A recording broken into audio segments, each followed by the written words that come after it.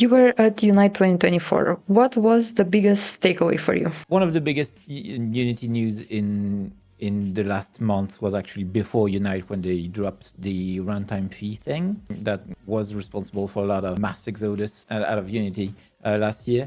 But at Unite itself, I guess there were announcements for, there were announcements for Unity 6, but we have known about it for a while. Unity 6 is out like in a few weeks, I think, October 17 something. But there were actually announcements for the version after that, which we don't know how it's going to be named. And there were three things that really caught my attention. Was the move to the old dot space architecture thing. They called it ECS for all. We used to have game objects on one side and ECS on the other.